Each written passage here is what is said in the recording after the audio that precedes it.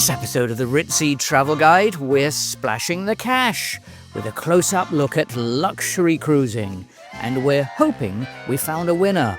One cruise line, one cruise ship that has just about everything you'd want in a luxury sailing. But for only half the cost you might expect to pay for it. What's the ship we've chosen for this test? The Oceania Allura.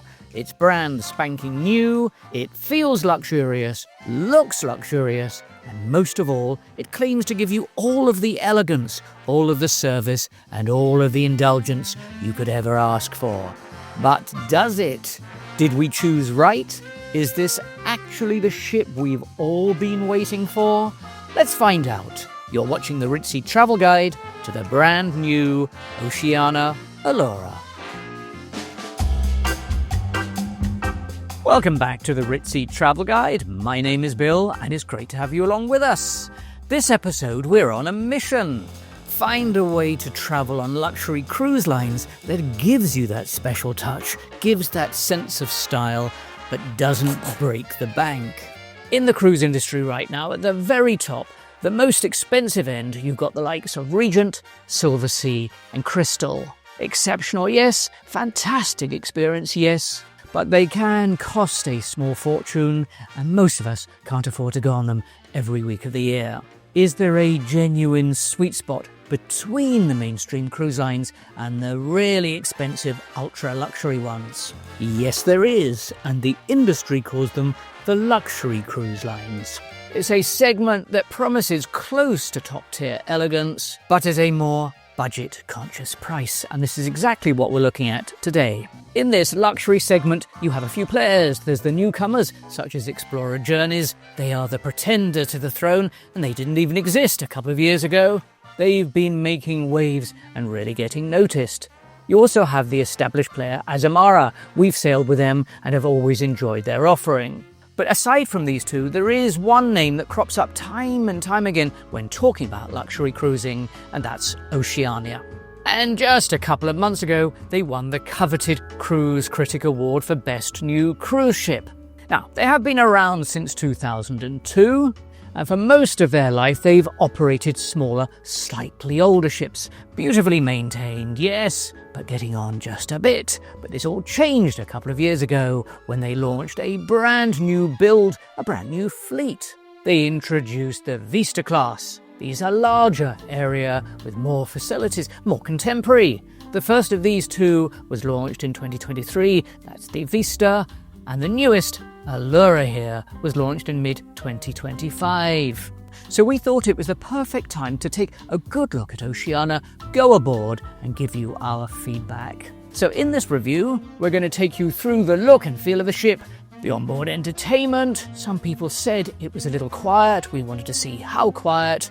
Also the service and their cabins. And we particularly wanted to check that bold Oceania claim that they have the finest cuisine at sea. And you see it in all of their advertising. It's an incredibly bold statement to make. It sets a huge expectation with people before you even go aboard. If you say you've got the finest cuisine at sea, you better have it. Otherwise, there's room for people to feel a little bit disappointed. And one last important note before we take you on board, and this is a big one. Oceania, just a couple of weeks ago, announced that henceforth they're going to become an adults-only cruise line. No children on board. Existing bookings until next year will be honoured, but no new bookings for children, and this totally changes the dynamic of sailing with Oceania. And as with all of our cruise ship reviews, we're going to split our coverage of Oceania across two videos. This is the first one, what you're watching now. We call this the full review, where we show you the ship from top to bottom, its facilities, the restaurant, the pool, cabins, and the entertainment. Our second video, which will be coming out in a couple of weeks' time, we call the Cruise Diary. This is all about the experience aboard, who Oceania would suit best. We'll show you life aboard, exactly the type of food you can expect. Plus, in video 2, we'll show you some of the ports of call we visited during our cruise, because some of you may be on a very similar itinerary, and you might want some inspiration, some ideas for a future cruise. And one of the stops was absolutely delightful, and I'll tell you a bit about that. As ever, we'll try to be as honest and fair as we can. Nobody has paid us to be on the ship. These are entirely our own opinions. Right, on we go. We were on a 7-night sailing out of Miami, Florida, going around the Caribbean. As ever, we begin with the look and feel. Here we go, embarkation day, and the moment you step aboard the brand new Allura, it does feel quite upmarket. It does have that small ship luxury feel to it. Here's the atrium and the main staircase. It's the first thing you see, and is quite the statement. What would you call it? Elegant, yet contemporary. The staircase seems to swirl around you, urging you to swoop up and down before you go anywhere else, which we did. It does, in a way, quite remind me of some of the Regent Seven Seas ships, same look and feel, which isn't surprising really, given that they're sister companies. Everywhere here has a bit of gold and ivory feel to it. Several of the more expensive ultra-luxury ships do have a very similar vibe and feel. If you normally sail on those, you'll probably feel quite at home here. Off the main atrium are a variety of bars. Each are quite cosy in size. There's a series of distinct lounges that gives the ship almost a private club feel. None of these bars are overpowering or large. It's very, very different from some of the multi-level open piazza styles you see on other cruise lines, such as Celebrity or Princess or even Cunard. Here on the Allura, it's more intimate. And with just 1,200 people aboard, it never feels crowded. I filmed at various times of the day, not just when there was nobody around, but it never felt overly busy at any juncture. And most guests we spoke to liked the design. They typically described it as sophisticated without being too stuffy. It's very much a social style of ship. As you'll see later, many of the passengers who book Oceania are here for the social aspect. A drink by the bar before heading to the restaurants. We're at Martini's bar tonight. We've got a piano in the background. This is Oceania's version of a piano bar. Rather nice setting, isn't it? We've got a Bogart Casablanca, Bombay Sapphire, a hint of ginger and some pineapple for that tropical feel to it all. Cheers. Let's take a stroll upstairs to the observation lounge. Here on Allura is called Horizons. It's got fabulous wraparound views. Again, plenty of space. Other ships' lounges can get packed. Not here. It is very spacious. It's a popular spot day and night. We often found ourselves here and very much enjoyed it. How civilised.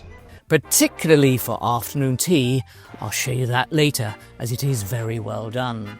Before we go on, I must point out that everything aboard Oceania is available to all guests. There's no class structure, no ship within a ship. Pretty much nothing is off limits. And this is in stark contrast to other cruise lines who are rapidly introducing tiers of cruising, such as the Yacht Club or the Retreat or the Haven. Not so on Oceania. Assume the entire ship is suite class. As we go along, we're going to score each aspect of the ship out of 10. So in our first category here, the look and feel, we're going to give it a solid 8 out of 10. The Allura does look like a luxury product. Classy, but not too glitzy. Still to come, so much to show you, including the cabins. Ooh, what have we got? What does it look like? I see tinges of blue somewhere. Are we on the discotheque floor? Plus all of the dining options. But first, shall we take you outside to take a look at the pool and the deck area? I tell you what, this is one area we feel the Allura truly shines, the pool deck. We think this area is fantastic. It's a real standout feature that elevates the ship into that luxury sector. It's one of the genuine wows of the ship. Before we got aboard, we looked at the promo pictures and reckoned they might have been photoshopped or put through some AI improvements. Not at all. The pool deck is beautiful. It's got swooping lines no matter where you stand and look at them from. It's photogenic day or night. And the pool itself is large for a ship of this size. It's flanked by 2 whirlpools, and they're cleverly screened off to give you a bit more intimacy. The surrounding deck areas are also thoughtfully arranged, and they've got these seating zones, let's call it that, allowing you to relax there without feeling like you're on display. They have an assortment of fun circular daybeds. Everywhere has these thick padded lounges, and even shaded cabanas that feel incredibly private. There's plenty of these lounges around, and most importantly, it doesn't feel cramped. Even on sea days, there was ample space. You weren't hunting for a sunbed at 7 o'clock in the morning. You weren't squeezed shoulder to shoulder. And apart from the main pool deck, there is also the Aquamar Pool Terrace. Now, this is an optional upgrade. You can pay for access to it through either a daily pass or if you have booked a concierge grade cabin and above, and they get complimentary access to the Aquamar Pool Terrace. Later in the summary, I'll go through whether I feel that upgrade is worth it or not. Still outside, and there's a variety of sports and deck games up top. One day, in the face of what felt like a typhoon, we tried our hands at croquet, this quintessentially Victorian garden game. There's also a very quaint 9-hole golf course with putting green. Well, they probably wouldn't want you to take a driver to it. It's very pretty at night, all sorts of obstacles. And as well, the ever-popular pickleball, which is such a craze with cruising these days. So how do we rate it all? In general, for us, the pool areas and decks is a very easy 9 out of 10, if not higher. This is one of the reasons you might consider going for a luxury cruise, and they've got it very right here on the Allura. The pool decks are far less rammed than you see on other cruise ships. If you enjoy a more serene, adult-focused pool experience, you'll like it here. By the way, if you're enjoying this video, please do give it a like, give it a thumbs up, as it lets us know we're on the right track, and we'll try to put out more of this type of material. Now, one of the main factors to how luxurious a ship feels is to what's included in the base fare. So let's do some luxury math. Oceania recently overhauled their system to a program that's called Your World Included, which is quite close to what you and I might call all-inclusive. On every single sailing, the following is included. There's access to every single dining room. That means all of the restaurants aboard are complimentary, including the main dining room, 4 speciality options, plus some light dining venues, and I'll go through all of those in a moment. Complimentary Wi-Fi is included. It's fast Starlink, unlimited across all of your devices. You can upgrade to an optional faster service if you're going to be using a lot of the streaming services such as Netflix. That's optional. It includes prepaid gratuities, so tips for the crew are taken care of, plus beverages, all soft drinks, specialty coffees, teas, Vero Still and sparkling water included. And as of 2026, the base fare now includes the choice of either a shore excursion credit or adds in beer and wine at lunch and dinner. The offering now is very close to all-inclusive. Now, of course, it's not exactly like those in ultra-luxury, but it's half the price. We think what they give to you is very fair, and the price definitely includes way more than you get in the premium and mass-market cruise lines. Still to come, dining as well as entertainment. Now, you do need to listen up to what we've got to say about entertainment, because this is one area that might well catch you out. It very much caught us by surprise. That coming up a bit later. Right, would you like to take a look at the cabin that we booked? So we had initially booked a totally different cabin grade than the one we ended up with. We originally went for what's known as a French veranda. Floor-to-ceiling glass doors opening up to a railing, but there's no step-out space. It's a cute, what you might call, old-style Juliet balcony. But we also simultaneously entered in for Oceania's Move Up bidding program. High-stakes travel lottery. Several cruise lines now offer this bidding program. You lodge a price for a cabin grade above what you've got, cross your fingers and hope you've won. Well, just a couple of weeks before we got aboard, we'd learned we'd won. We had scored a concierge grade balcony cabin. Let me show you the cabin we had. Right, here we go. Let's go and take a look at our cabin. We're in cabin 8140. Right, in we go. Let's have a look. And immediately you do notice the space. At 291 square foot, it is noticeably roomy. And for context, this is significantly larger than the industry standard for a balcony cabin. Elsewhere, a balcony typically hovers between 180 to 220 square foot, so this is about 20 or 30% bigger than standard. It's all finished in cream, fairly neutral, nice padded carpet. Overall, we'd say it does give off a luxurious feel when you're there in person. Oceania put in what they call a tranquility bed. Not sure what that is or what it means, but it was comfortable. Linen was soft. We've been on other cruise lines where the linens are a bit scratchy. Not here. The fit out for the cabin was reasonably good. You've got the standard cabinetry, sufficient storage space, not huge closet space, but would probably do you well for a week or two, and a big safe. You could get a laptop in there. And because this is a brand new ship, the room features modern electrical standards, including multiple USB-A and USB-C ports, as well as 110 to 120-volt outlets. They were integrated into the bedside and the desk areas.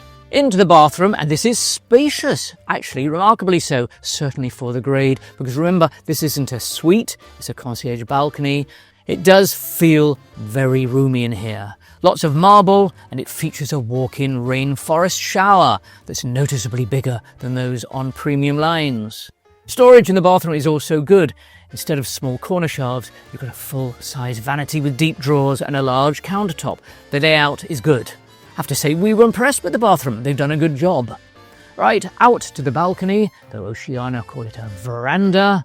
It's got a natural teak deck. That's a nice touch and offers enough depth to accommodate 2 full-size chairs, a recliner and a table without obstructing the walkway. We did like the balcony, and one day we ordered room service. We'll show you that in a second video. So there you are, dear viewer. You can imagine you're here with us on the balcony with the gentle rippling of the sea behind. As I say, this was concierge balcony class. Later on, I'll go through exactly what the additional perks we got and whether we felt it was worth bidding up for this or not, because you might be faced with the same option should you bid up for a slightly higher category. I'll go through that at the end. Right, how are we going to rate it? We liked the cabin. We think it's very fair to give it 9 out of 10. There's really not very much we could fault it on. By the way, Ritzy Travel Guide is on Instagram and Facebook. If you enjoy following us around in real time, in between filming for YouTube, you can follow us on both of these. You'll see what we get up to, the countries we visit, and behind the scenes. The channel name is the same as here, Ritzy Travel Guide. There is the link up at the top, and I'll also put the address in the description box for this video. So follow along with us on Facebook and Instagram, and we'll see you in those. Right, who's ready for a bit of food? I know we all are. Let's go through the dining options. So there's quite a few dining venues aboard. We're going to go through them all with you, one by one, so you can get a feel for it all. Now remember, it's all complimentary. Every single dining outlet aboard on Oceania Allura is included in the price. A little later, I'll show you the main dining room. That's called very fancifully the Grand Dining Room, and we'll also look at the buffet. One of those we absolutely loved, the other less so, and I'll go through both of those in a few minutes. Look at those, they're delicious. Right, let's go and take a look at those speciality dining restaurants. On Oceania Allura, there are 4 of them. Spoiler alert, all of them are excellent. Let's start with the first one. That's Jacques. It's the French one. It's possibly one of their most famous ones. Here we go. As I say, all of these come at no additional charge. This is the signature outlet for the famous French chef Jacques Papin. The vibe is Parisian high-end, and there's an open kitchen, and the cuisine is rich, it's buttery, it's unapologetically French. If you want that old-world luxury feel, this is one of their most consistent restaurants on board. Here's a little snippet of what we had. So we have foie gras here. Doesn't that look pretty? Oh, hang on, you've got table-sized service. What's going on here? Oh, beef tartare. Very professionally done. That is an excellent job. It does taste better when they've done it table-side, doesn't it? It tastes more fresh. It's a cute little escargot there, isn't it? Meantime, I've got some gnocchi. All right. Côte de boeuf. When you see that on a menu, you try to order that one, don't you? Let me see that. It's perfection. Is it? Cooked to perfection. Ah, it's your profiterole. Your rum baba needs a swimming license. It's practically a soup of rum baba. We really enjoyed our meal here. Next up is red ginger. This is possibly one of the most photogenic and dramatic of the 4 specialty. I do like the decoration in here. Looks like you're in an old Shanghai or upscale Singaporean outlet. Very dramatic lighting, great theming throughout. It's the sort of restaurant that's quite fun to dine at. You even get a chopstick magic box to select from. Oh, there's a chopstick menu. Yes. It's a very diverse Pan-Asian menu with selections from across the region. That is tuna. Is that encrusted? Yeah, tataki. We've got some prawns in a miso glaze. We've got a selection of Different appetizers. kinds of skewers. We have the shrimp, beef, and chicken. We have chili garlic mayo and sweet fish sauce. Sea bass. Sea bass? Yeah. Oh, is that in the pandan leaf? Lobster pad thai, look at that. Yuzu cheesecake. We chose a broad spectrum of dishes, all were authentic, beautifully presented, and again we left impressed. The third is their Italian. On Allura, it's called Toscana. It is done very nicely. Everything is presented on Versace china. And before you even order, there is a party piece.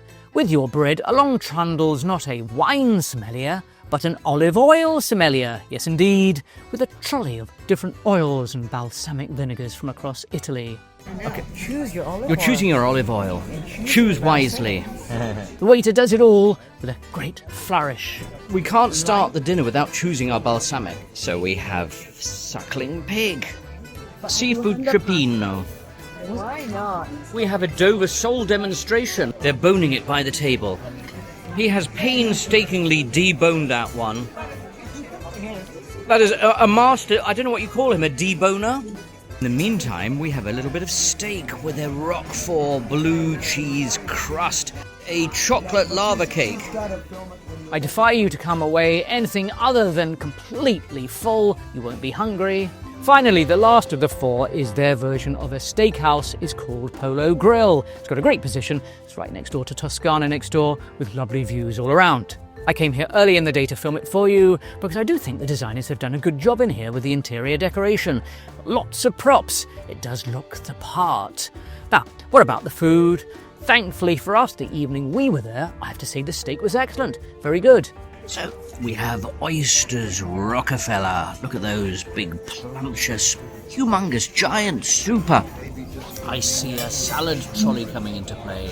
Caesar salad and some of the other dishes are served tableside in the traditional time-honoured way. So just a little bit of theatre to keep you amused. Anything with tableside service. Well, I hope you're hungry. Bon appetit. And if you're going down that steak route, which after all is the reason you're in here, you can choose absolute monster-sized steaks. Again, I defy you to feel hungry after this visit.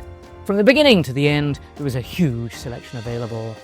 And again, for reasons of time constraint, I will show you a lot more of those speciality dining in video 2, The Cruise Diary. Now, what do we score for speciality? Absolutely a solid 9 out of 10. We were very impressed. Well, why not 10 out of 10, you might say? Well, because of the difficulty of getting in, or the potential difficulty of getting in. There is no guarantee you'll be able to get a reservation for them, because all 4 of these are incredibly popular. You absolutely have to get on that app the moment you've paid your final installment, the moment you are guaranteed on that sailing, hour 1, day 1, you get on that app and book, because demand exceeds and outstrips supply. We didn't get a booking for all of them before we got on board. We had to rely on getting on board to get our final ones booked. So it's very important to get in early and get those speciality restaurants booked. Still to come in a few minutes, we have some other great dining venues to show you, such as the buffet. We'll discuss the main dining room. We have some pros and cons to talk about on that, plus perhaps our favourite outlet on board. But let's just take a minute pause from food in case you're getting food overload. Let's look at something that's also important that did catch us out. Let's look at the entertainment aboard the Oceania Allura.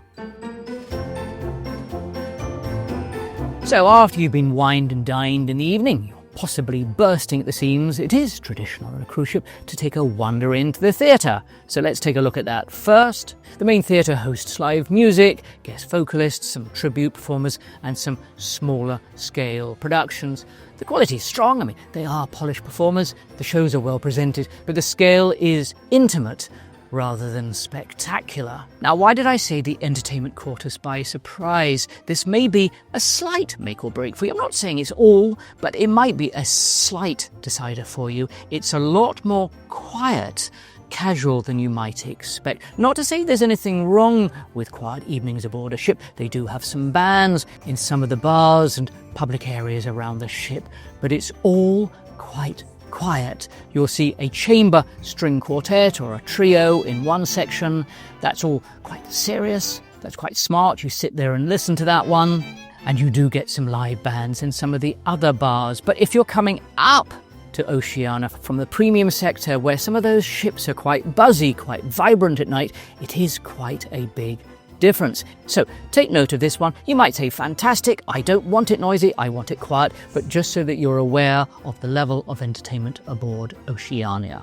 Now, partially within the entertainment category, there's also Enrichment. There's quite a lot going on here, let's tell you about that. They do have a digital centre.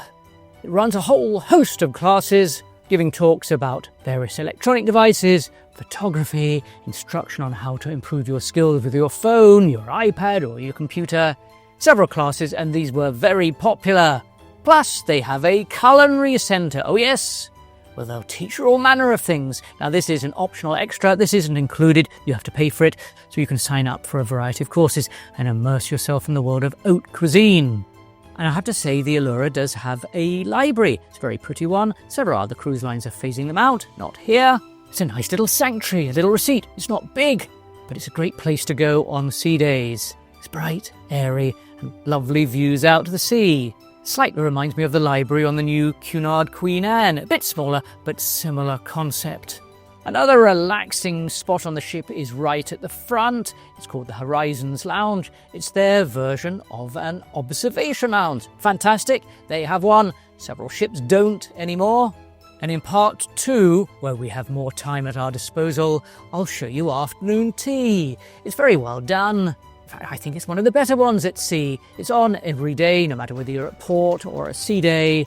It's their traditional version of afternoon tea, and there is musical accompaniment. Now, tea's complimentary, doesn't cost you anything, and they have these delightful carts wheeling around, offering you all manner of temptations. We tried out tea while we were aboard, of course we did, twice, maybe 3 times. Oh, the guilt coming up in the cruise diary. You'll positively wish you were there for that tea, and in fact, some of the chairs you recline for your tea.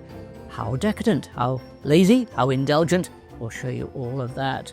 Right, now our review wouldn't be complete without visiting 2 of the most requested sections our viewers always ask us to talk about and give an honest opinion on, is the main dining room and the buffet. So here goes. On the Allura, it's not called the main dining room, it's called the grand dining room. From the moment you step in, it's clear why Oceania takes pride in this venue. It is an absolute visual stunner. It's easily one of the prettiest at sea for this price point. It has this colonial luxury feel to it. Lots of ivory, gold, crystal chandeliers drooping from the ceilings. It's the type of venue you're quite happy to dress up for the occasion. It's well spaced, airy, and feels like a bit of a showstopper venue. It reminds you of some of the grand European hotels from a bygone era. So, what about the quality of the food? Here's some of what they served to us. And we have a chicken escoffier in a creamy sauce with truffles. Well, it's almost like a giant vol au vent. Is that how you describe it?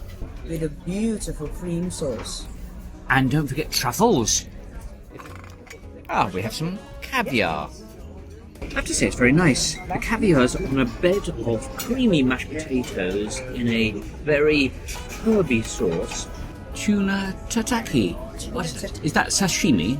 No, it's tuna and it's seared with sesame seeds on the side. Round 2, we have some lobster bisque with armagnac. So I shall be decidedly drunk by the end of it. Sure. Beef Wellington, thank you. Yeah. Thank you. Now that's interesting. What have you got there? That's very pretty. I have a lobster. Oh, the main lobster. He's very pretty, isn't it? On a main dining. Yes. Chocolate Charlotte with like a flower bed worth of accessories and accoutrements around it. Gone for a souffle. You're going to tap it. So, what's our verdict on the grand dining room? Is it the finest cuisine at sea? Well, it would depend on which evening you asked us. Half the time we ate at the grand dining room, it was excellent, really very good. fabulous menu, beautifully prepared.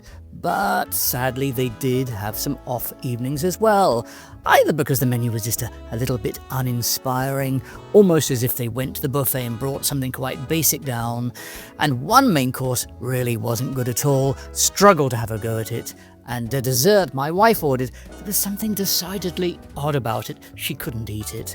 We rarely complain about food on ships, as everyone can have an off evening, but this time it did surprise us. And this variable nature of it really caught us by surprise. Now, if the grand dining room had the occasional miss, not so the buffet, and here I have to say we found it incredibly good. On the Allura, it's called the Terrace Cafe, and we think it's a bit of a gem and rapidly became one of our firm favourites. First off, let's show you quickly the venue itself, because I do think they've done a good job. It looks and feels quite upmarket, and more than spacious enough given the number of passengers aboard. The tables are set up for silver service with white linen of a similar standard to the main dining room. It is a smart ambiance inside. Now, let's be clear, this isn't necessarily the most extensive, wide-ranging buffet at sea, but what's there, the quality is mostly very good. Should we have a take a look at what's on the evening buffet? Shrimp in a lemongrass and coconut sauce. We've got some sticky honey chipotle barbecued pork, truffle mashed potatoes, a whole load of sashimi and sushi. We have some charcuterie items. And the world's cuisine is fairly well represented, so you get a mixture of North American, European, some Asian tastes. You get a little taste of everything, and it's thoughtfully done. And we have to give a particular shout out to the desserts. Blueberry trifle, Armagnac apple, walnut, raisin tart, key lime pie. And molten chocolate cake. Molten Tanzanian chocolate cake. Very, very pretty. I have to say, well done, Oceania, for your desserts. And this is the buffet, don't forget. Most evenings, the quality of the buffet was as good, if not surpassing, the grand dining room. However, for us, the star wasn't just the food, it was the rear veranda. We are suckers for a traditional outdoor seating area, and Oceania has done this well with the Allura. We often get asked why you might consider spending more to go on a luxury ship, and the answer I always give is that luxury equals space. More money spent equals more space available. You try getting this on a mass market cruise line, it just doesn't happen. On many an evening at the end of the day, we sat out on this lovely terrace watching the sea go by. Candlelight, under the moonlight, the stars heading to our next port. It is how dinner should be. It's how cruising used to be. This is taking you back to how cruising was. Bon appetit. Bon appetit. One more absolute bonus mark for the buffet is that it's open at dinner time. On many ultra-luxury cruise lines, and in fact some luxury cruise lines, the buffet is shut at dinner time, which we find quite annoying. Sometimes you just want a light bite. You want to casually choose what you're going to eat, and they're shut on many other cruise ships in the luxury sector at night. All credit to Oceania, their buffet is open for dinner. So let's give some scores for what we've seen so far. For the main dining room, the grand dining room, I'm afraid it's a 7 out of 10.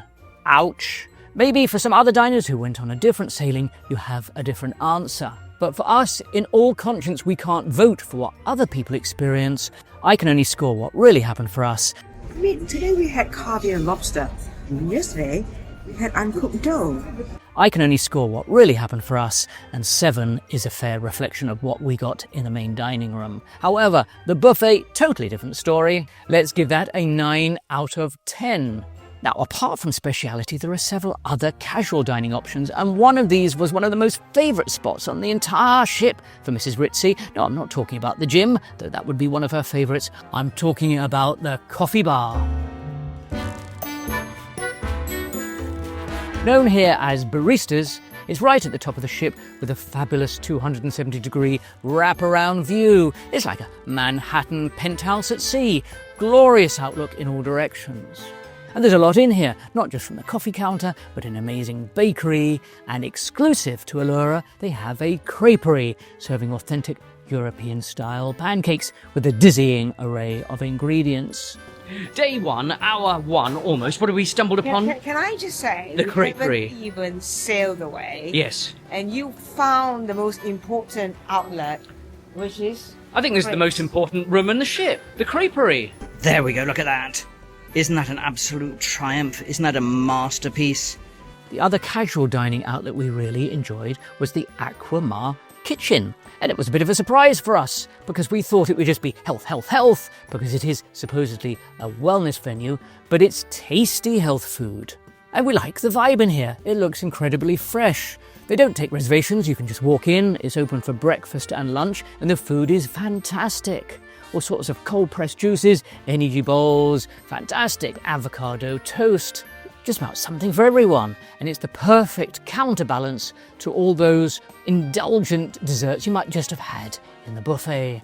It's a great venue, and you can go there in all conscience without having to go into a food coma afterwards. Let's score these two outlets for the Aquamar Kitchen.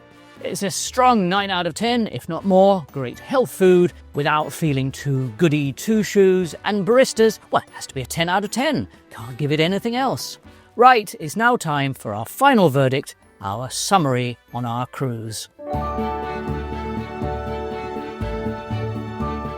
So in conclusion, would we recommend the Oceania Allura to you? Absolutely. It was one of our favourite sailings of the last 12 months. We really enjoyed it. We're going to give it a solid 9 out of 10. I can understand why Cruise Critic did name it the best new cruise ship of 2025. So let's go through what we think Oceania with the Allura is getting right. Firstly, the overall look and feel of the ship. I think they have struck the right balance of upmarket feel and general flow of the ship. It's modern and elegant, and in person looks quite eye-catching. Most importantly, it feels spacious. Many ships these days, you're like sardines in a tin. Not so here. It's the correct number of people for the size of ship. And that carries through to outside as well. As we've said, we think the pool area is absolutely stunning. It's one of the prettiest at sea, and with 1,200 odd passengers, it never felt crowded. That's a rarity at sea these days. Pools often feel absolutely rammed. The cabins too, we think, are good, and larger than many of the opposition cabins, with nice-sized bathrooms, all well appointed. And then the dining aboard. By and large, it is excellent, particularly the 4 speciality outlets and the buffet. Is Oceania the finest cuisine at sea? No, and they shouldn't say it, because it's impossible, because there are several very high-end, really expensive ships that clearly have better claim to that. But Oceania's cuisine is extremely good, one of the best, and in all honesty, they should stop using that slogan, as it sounds a bit pompous. It opens them up to scrutiny. But they are very good, and they should be proud of their cuisine. Let the food talk for itself.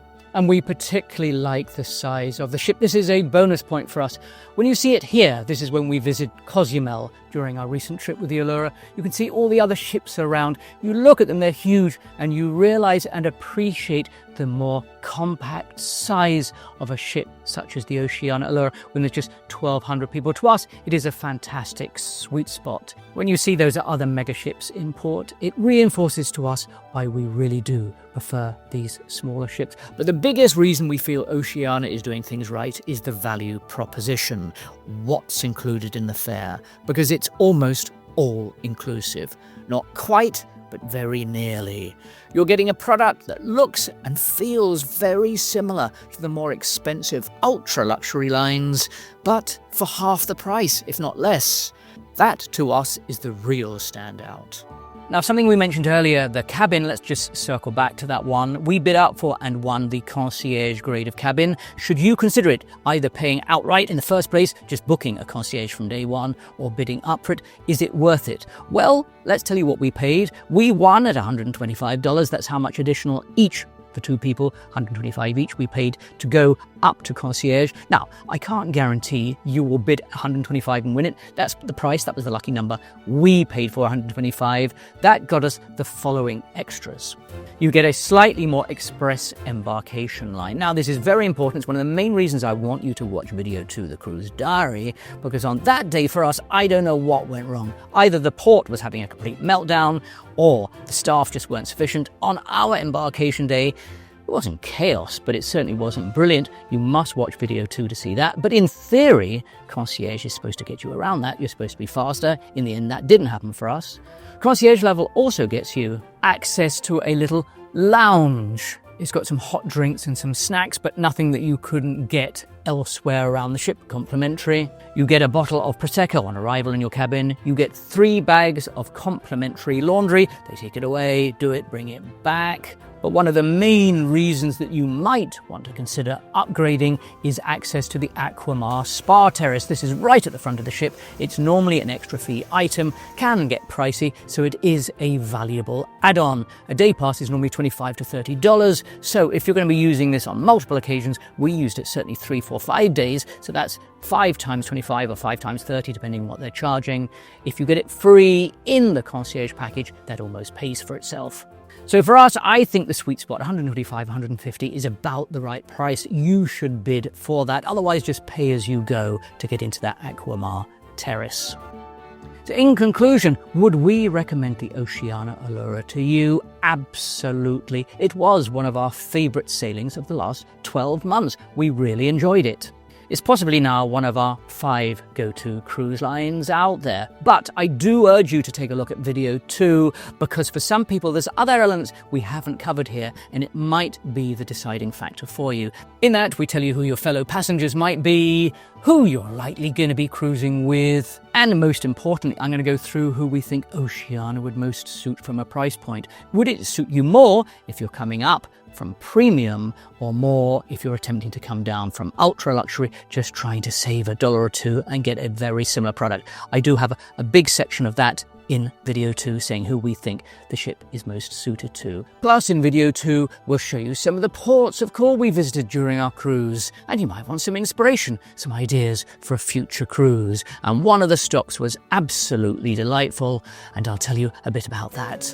In the meantime, whilst waiting for that, we have so many videos on the channel here, and if the cruise diary is available, you will see it here. You can click on it now.